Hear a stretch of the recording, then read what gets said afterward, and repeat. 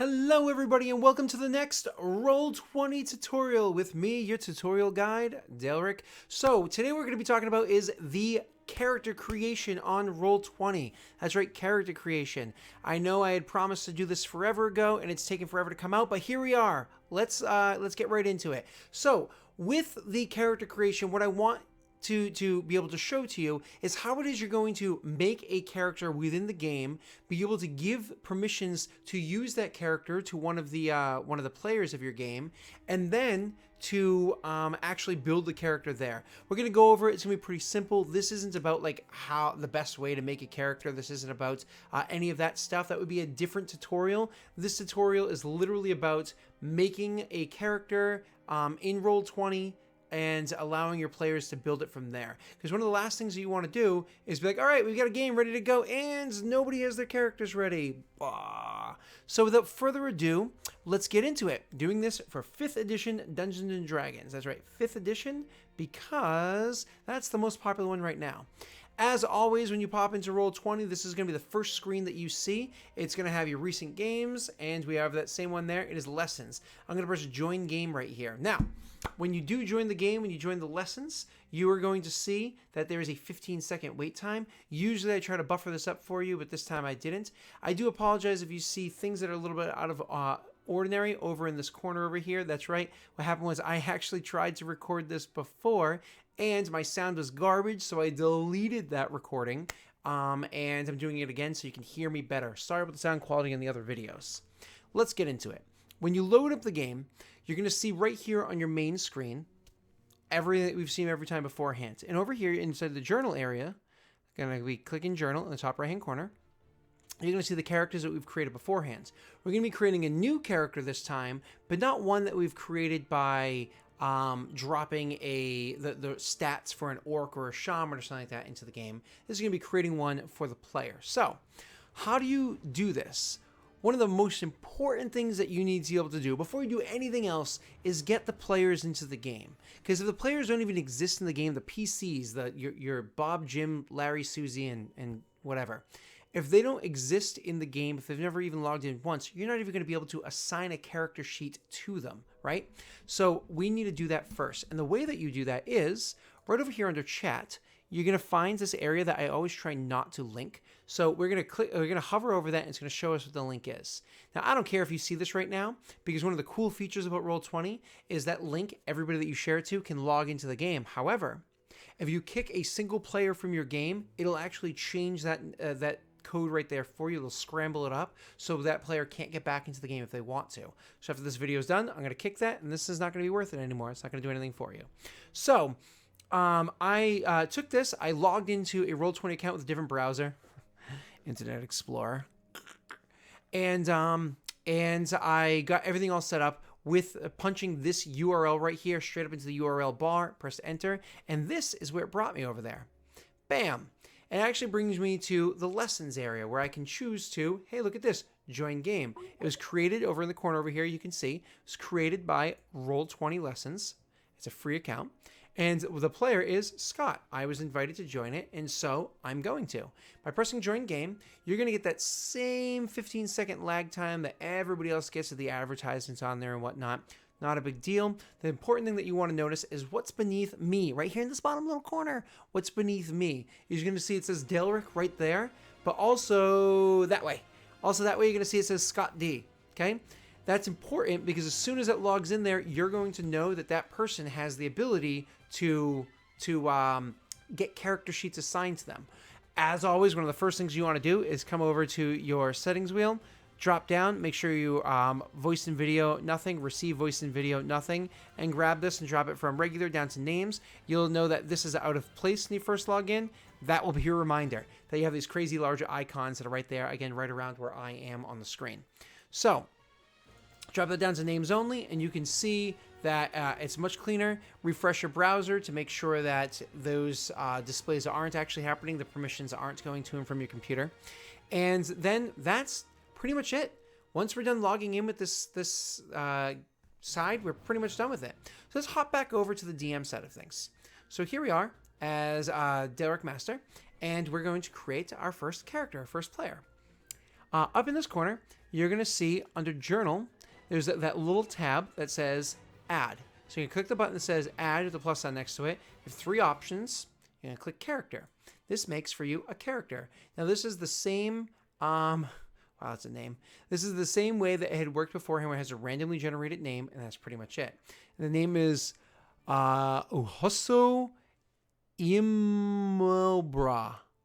Yeah, I'm slaughtering that name. I don't care. So it's going to pop this up in the edit screen. We're just going to press save so we can look at things. Save. This is going to come over. You're going to have the bio info area. Click over to character sheet, and bam, there you are. You have your character sheet, the first one that you're going to assign to your first player. We're going to go over a couple little details first before we actually assign it. Every once in a while, your character sheet might pop up as an NPC. Why would that happen? You may have changed something inside your settings or clicked something by accident. Not a big deal. If it pops up as an NPC character sheet, and this goes for you, the DM, who's assigning this to your player, or you as a player who got this assigned to you, there's a quick little fix to it. You see, let's open up this orc character sheet right here. This orc, which you looked at beforehand, has a character sheet that looks very different from this one. You can see that the orc is way more simplified.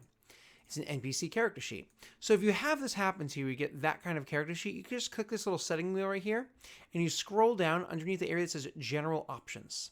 And then you're actually going to click this little checkbox right here that says NPC, and it's immediately transformed into a regular character sheet. Now, let's transform it back, because we do have that orc wants to be an orc, and he wants to be an NPC. Settings wheel right there.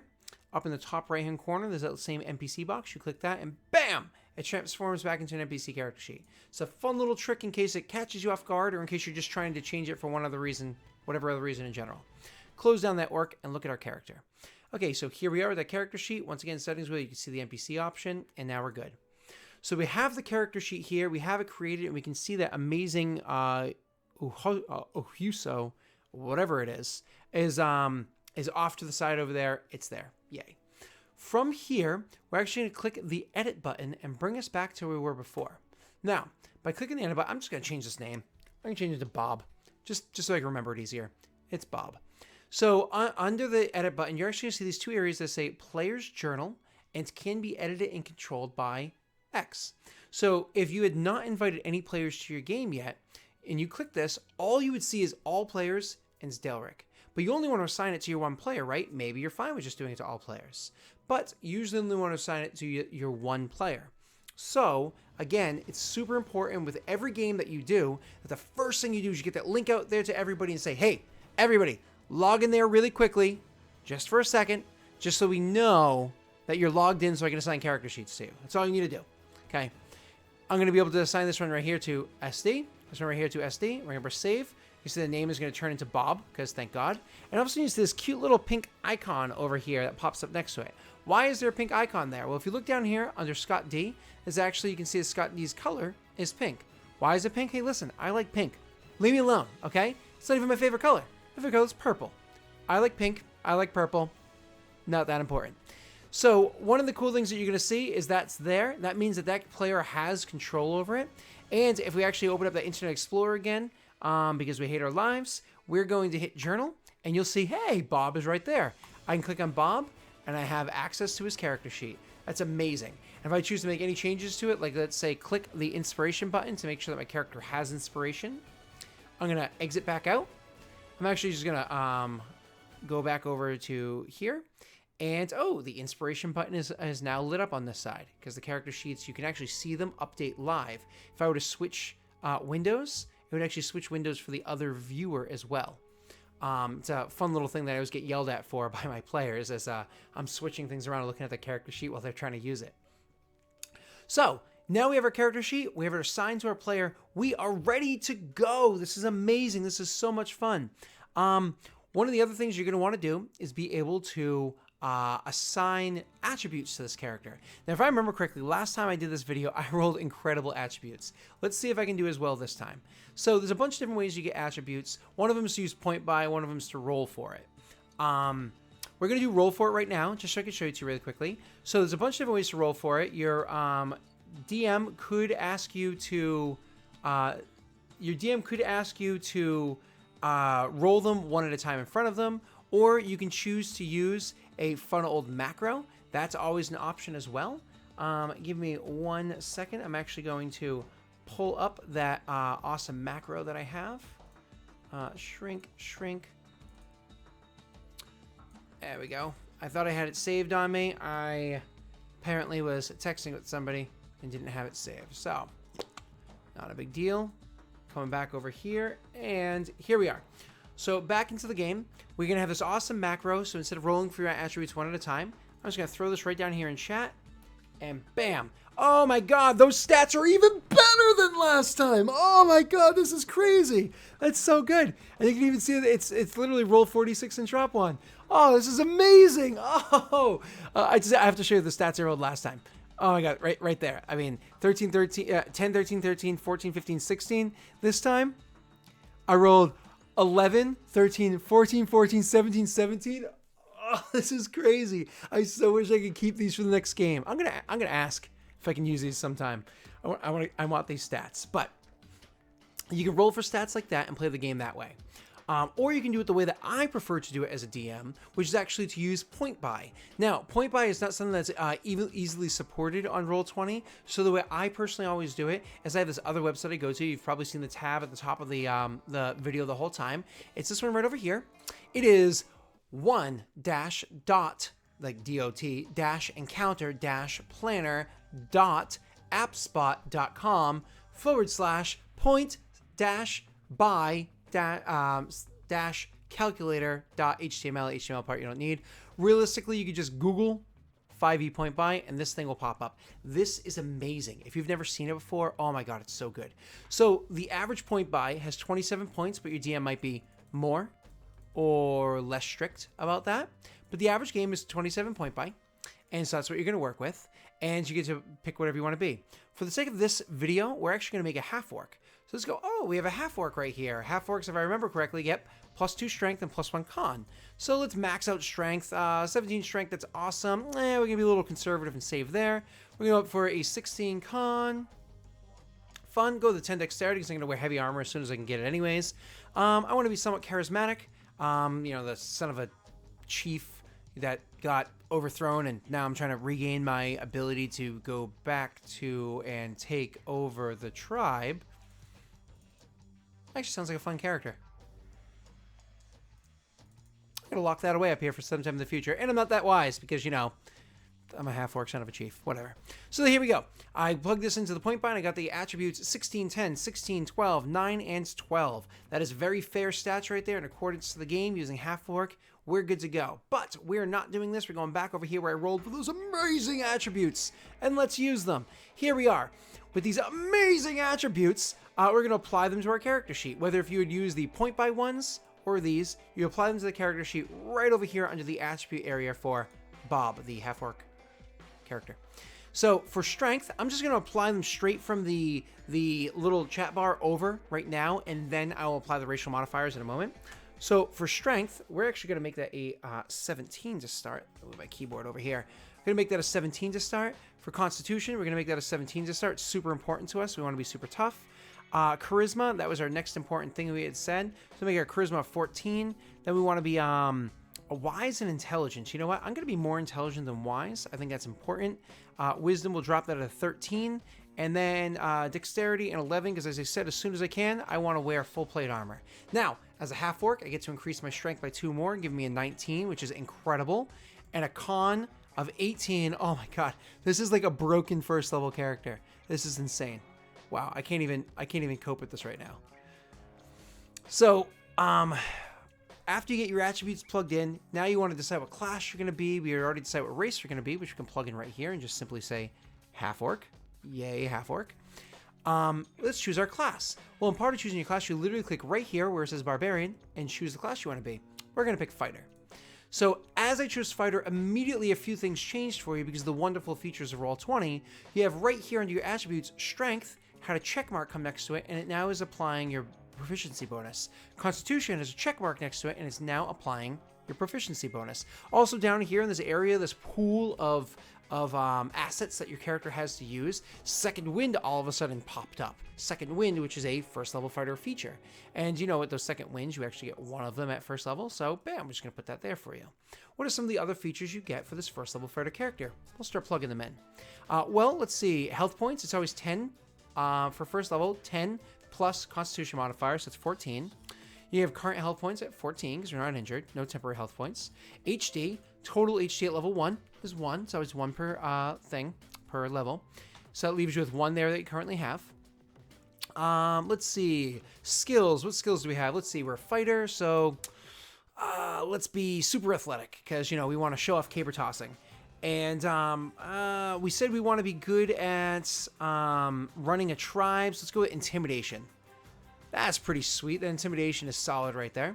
And then, let's see. Our background is super religious tribe with a shaman that's our older sister. Who cares? So we actually care a lot about tribe's history, so we're going to go with history. And we're going to go with religion, because we worship Grumsh for a part of our background. And you know what? Because of that, we're going to choose Acolyte. Yay. Under alignment, we are God-fearing orcs right here. That's right. We are God-fearing orcs, and we uphold the word of Grumsh to the best of our ability. So, of course, we are going to be the alignment that makes the most sense for that. Chaotic Evil. Plugging that in there, just scrolling down the character sheet and see what other options there are. There are personality traits, ideals, bonds, and flaws that generally come with whatever your background is. Now, sure, I could do something as simple as Googling 5e backgrounds, copying, pasting some on there, but you get the point. You can figure it out. Continuing to scroll down, we do have other resources. Well, what other resources are there? I know that half-orcs have this like ability to not die when they are supposed to die. I don't know if it's called like ferocity or... we're going to call it not die. So we're literally going to call this ability right here, not die. And I know that I can do that once a day, except that says bot die. So apparently I'm trying to kill my roll for a character. So not die, get that in there. Continuing to scroll down and see what other things we have here. Let's see, features. I know that as a fighter, we're going to choose our weapon style is actually going to be the... let's see, weapon style, or sorry, I think it's actually called combat style. Style is going to be dueling. So combat style is going to be dueling. That gives you +2 to damage when you're wielding a one-handed or light weapon without having any weapons in your other hand. So knowing that that's going to be your style for items, why don't we say we have breastplate? I don't think you can get breastplate at first level, but you know, who cares? We have breastplate. Let's say you have a shield as well, because we like them ACs. And we're going to get a longsword up in here too, because longswords are wicked cool. Longsword? Nah, let's go battle axe. I forgot that I was a half-orc for a second. Battle axe. Woo. Let's see, this weighs like, I don't know, 3 pounds? Sure. This weighs like, I don't know, 3 pounds? This weighs like, we'll say like, I don't know, 20 pounds? And it has that weight right there, automatically calculates for you in case you're a DM that cares about weight. Even if somebody plugs in their gold, I don't know if you knew this or not, but 50 gold is worth 1 pound, or 50 coins is worth 1 pound. Something I memorized years ago from 3.0, because if somebody found like, oh, you got rewarded your weight in gold, you needed to know what that converted to, right? All right. So you can get your items up inside there. You come back over, just continue around the spiral over to other proficiencies. This is actually where I usually put my armor proficiencies, my weapon proficiencies, and my languages. This is actually what I usually put inside here. So armor, for a fighter, you can just simply say all. For weapons, you can simply say all. For languages, you can simply say common and half-orc. Yay. Might have more, who cares? But that's what we get for now. For tool proficiencies, for S and Gs, let's say that we play the flute. That's right, we are the son of a half-orc chieftain that plays the flute. The way this works is you type in what the thing is. You say, yes, you are proficient, as opposed to expertise or jack of all trades, which are features of rogues and bards.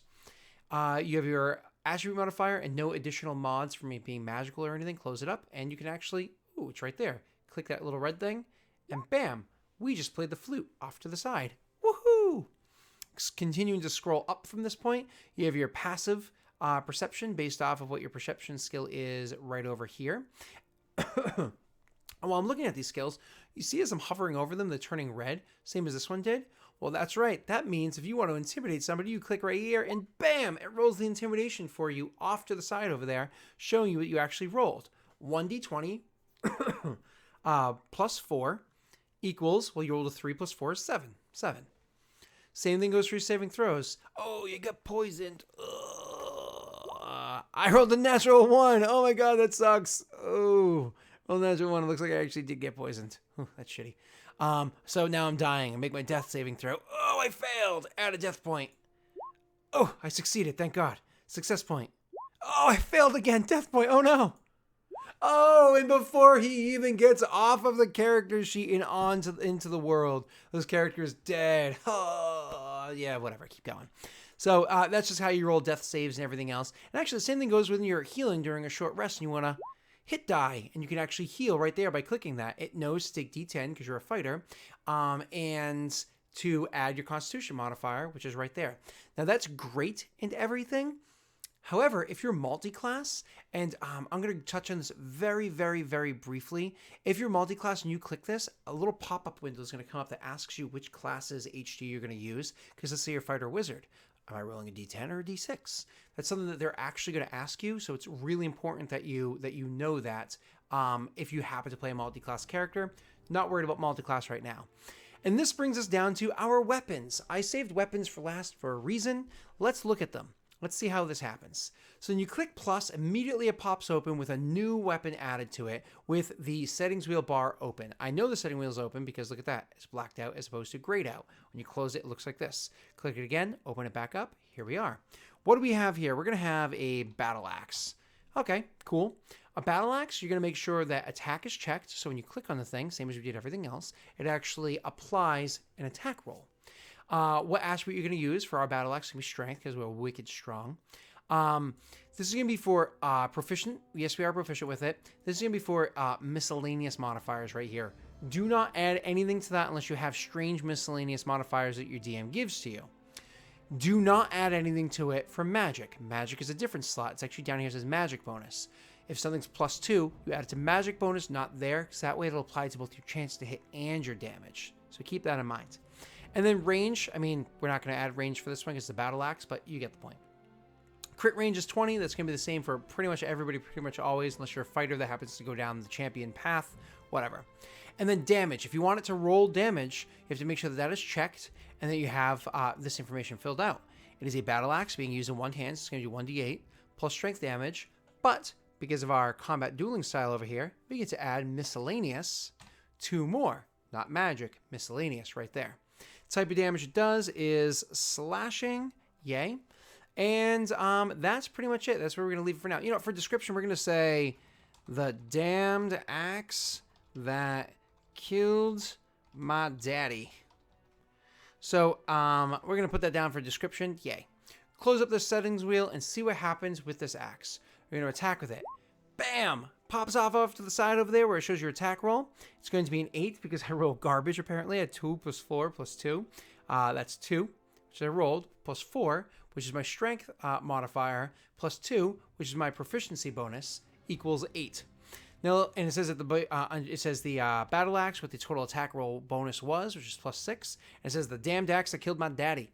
Now, should I have hit with that 8 because, I don't know, it was a little gelatinous cube or whatever the case may be? If you come over here and you hover over where it says battle axe, you can actually see it highlights red as well. Click that and bam, it rolls damage for you. It's amazing. Bam, it rolls damage. And actually, Roll20 is so intuitive. If you do this enough times that you score a critical hit. Oh, I rolled a natural 1 again. Just wait, oh, another natural 1. Just waiting for a critical. Hey, a critical hit. Look at that. And you come over here, and now you click your damage. It actually shows you rolled your critical hit. That's going to be your 1d8 plus 4 for strength plus 2 for your modifier because you're a fighter. And over here, it's going to show you crit damage, which is just a flat 1d8. It knows the base damage is 1d8, and so when you crit, it adds an additional d8. But, Daleric, why did you choose to do a half-orc for this video? Haha. I did this for a reason because I don't want you to get caught off guard by something. Half-orcs actually have this amazing ability where if they critical hit, they don't do just double the dice of damage. They actually do an additional die of damage for the base weapon damage that they're doing.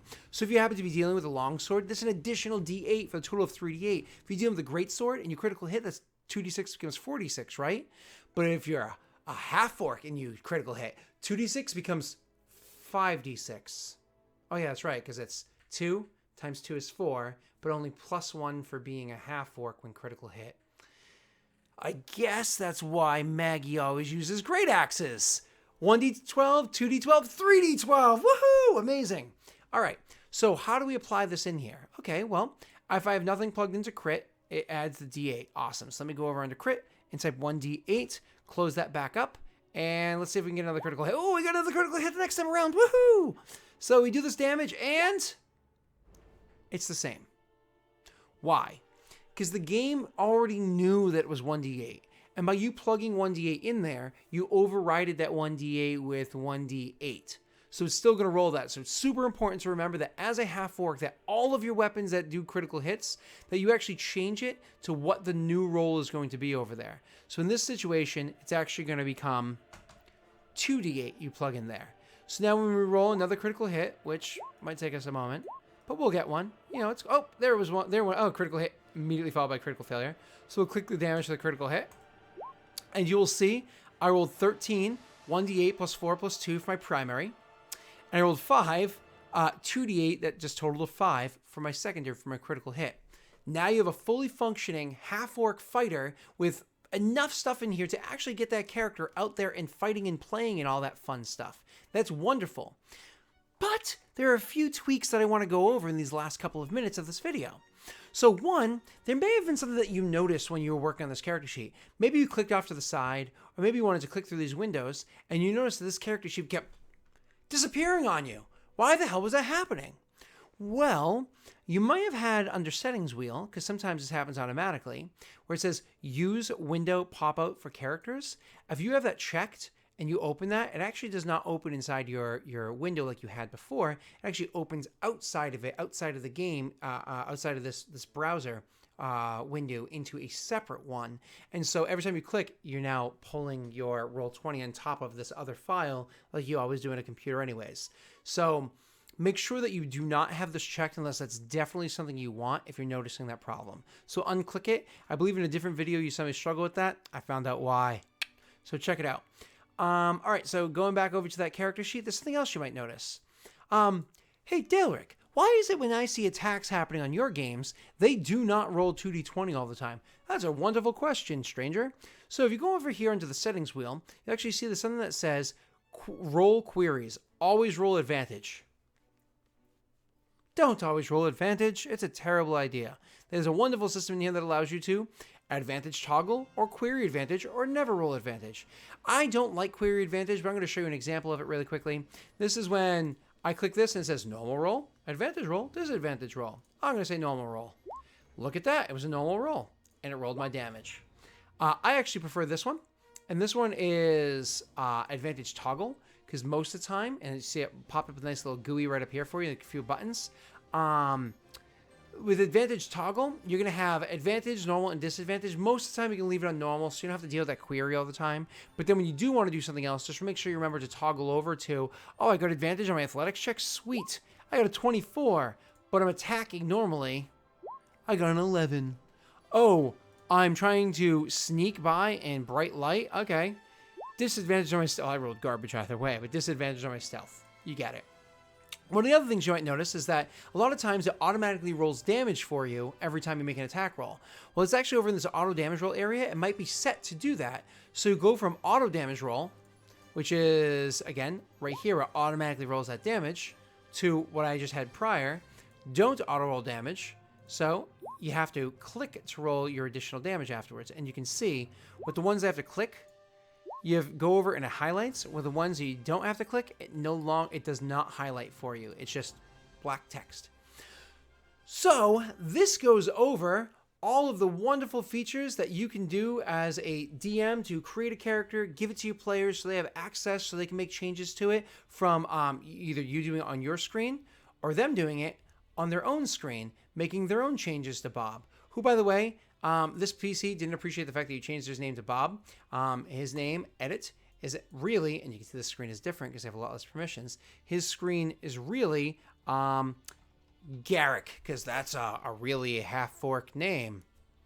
Maybe we should just name him Thunk. Maybe we should name him Grommen Thunk, since, you know, he's both badass and super religious. And there we go. We have Grommen Thunk, the half-orc fighter acolyte that is chaotic evil right here. And once again, if we pop back over to this browser, you will see the same exact thing right here. Bob, close him down, open him back up. The same exact thing right here. Grommen Thunk, all set and ready to go. Wow, that is a really good character. I totally want to use him in a game. That's amazing. Wow. All right, well, I believe I covered all of the details that you guys wanted to and how it is that you go into Roll20, how it is you make a character and get all that stuff set up. I'm actually going to do a follow-up video immediately after this one, and it's how to export this character into another game, how to export and import into another game. Super cool thing that you can do. I'm going to show you the whole tutorial for that one next, but for now, this is how you make a character in 5e Dungeons & Dragons on Roll20. If you're looking for me, Daleric, you can always find me at the various links below, whatever the case may be. Feel free to hit that subscribe button, hit that like, and otherwise, you know, be safe, have fun. Bye.